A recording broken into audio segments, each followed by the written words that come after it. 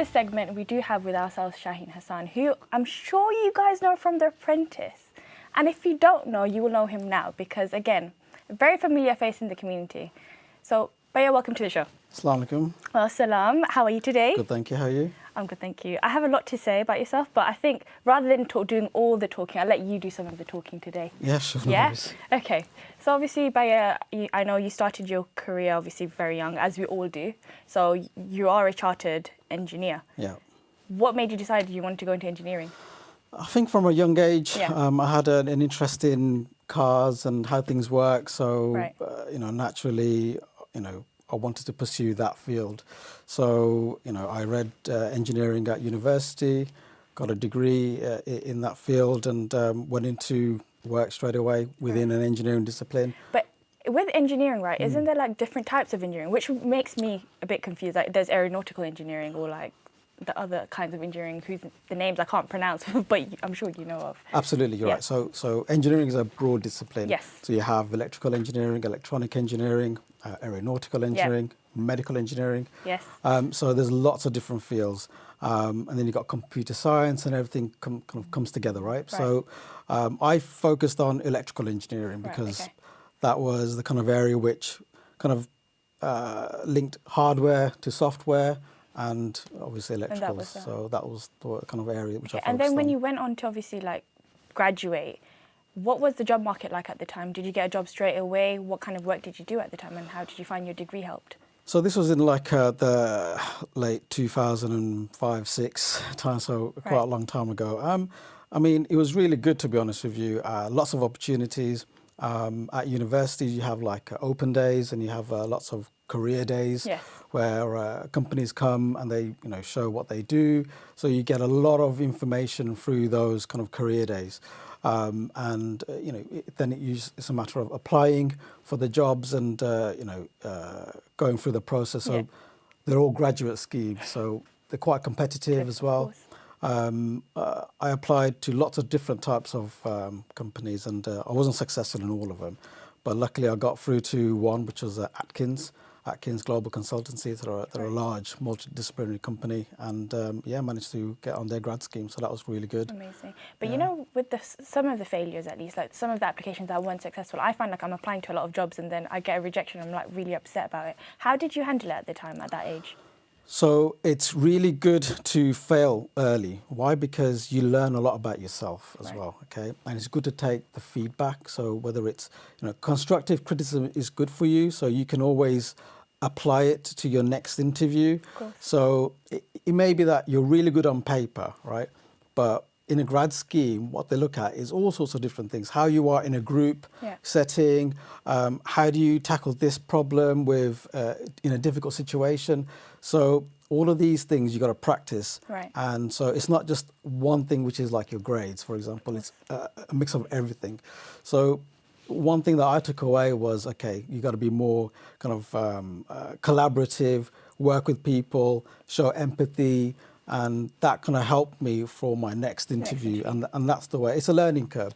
And practicing the assessments. So there are like a lot of numerical assessments. I can't remember now, but quite a few. I'm sure there's a few, and then there's a personality test that they'll do. Which I'm sure is very interesting. Yeah, absolutely. So I failed the little ones. When I was applying during the pandemic, when there was like a surge of like no jobs whatsoever, so you just take any jobs. I was like, let me just apply for Lidl, and I failed like the personality test. I was like, I'm perfect for Lidl. I can work there.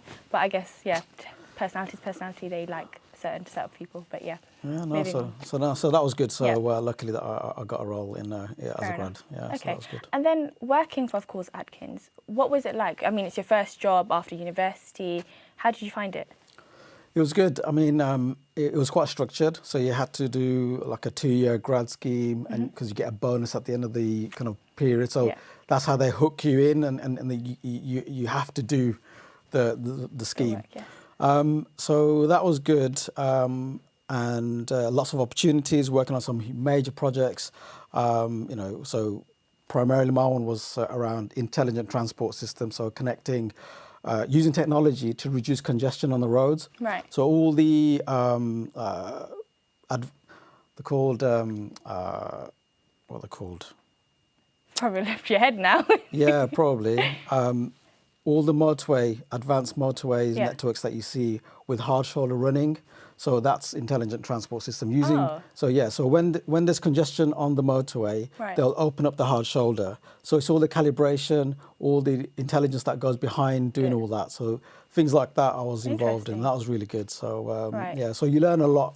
So not only does that apply to say not just engineering, but then you've got the commercial aspect of it. So how much does it cost to run such a project? So I managed to then, from that, I worked for the Department of Transport as a project manager. Amazing. So then I was responsible for huge major projects with schemes costing £180 million, and you're responsible for that budget as well. And you have to deliver whole junctions, so motorway junctions, using this technology. So that was quite good. Okay, and so obviously when you did start working for the Department of Transport, what was it like for you initially? Like, you've just gone from like working for, a graduate scheme, and now you've gone to Department of Transport, and now you're delivering all sorts of speeches and these projects. So at first, what was it like? So it was a big change because now it's not just about the delivery of the project. No, it's about managing finances, it's public money.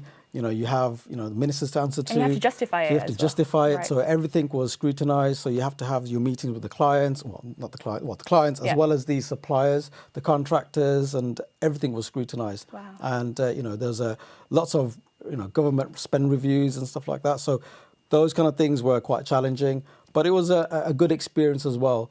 And that gave me, another wealth of opportunities as well to explore. So that was really good. And that's where I got into, say, manufacturing. And because those projects were quite long-term projects, they take 10, 15 years to deliver, whereas I really wanted to get into, say, quick, fast delivery of products and services. And so that's where I switched to automotive. So it all kind of like nicely linked in. So I did some work on, say, the transportation network, which really made me understand how the network works. And then had to reduce congestion with the vehicles. But now it was, what can we do with the vehicles to reduce congestion? So that becomes all around automated driving, ADAS, all that kind of stuff. So, So the last 15, 20 years I've been working in automotive space. You've basically designed everything, technically. I mean, you've worked on most of the... Yeah, so it's a nice 360 for basically transportation and how we move. Well, I appreciate you a lot, given that I've learned how to drive recently, and I've only just about got on the motorway recently as well, so I appreciate all of that. But you obviously you went on The Apprentice, which is amazing, in 2019. What was your experience like? That was a good experience. Yeah? It was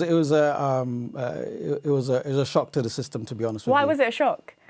Because you're in the public eye. Yes.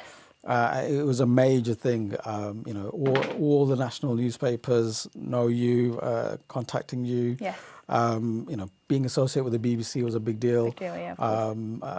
And through that, again, lots of opportunities come your way. So that was nice as well. And what was it like after The Apprentice? Because as you said, there was opportunities, and now obviously I know, there's some of the amazing work that you're working in your own consultancy firm. You're running all sorts of projects by yourself now. So what's it like? So yeah, I mean, after The Apprentice, as you say, lots of opportunities come your way, and it's been quite good, to be honest with you. And what that's given me is a bit of freedom, to be honest, to do what you want to do. So that's been really good for me, and it's enabled me to do projects that I like and work on some really interesting things and winning new clients. That's really good. So it's been really good. Amazing, mashallah. And I know recently you went to Bangladesh as well in February, and I understand you raised money as well. So what was that about? So there's a group of cyclists in Birmingham, really passionate cyclists, and a couple of guys who run it, Shail and Shah.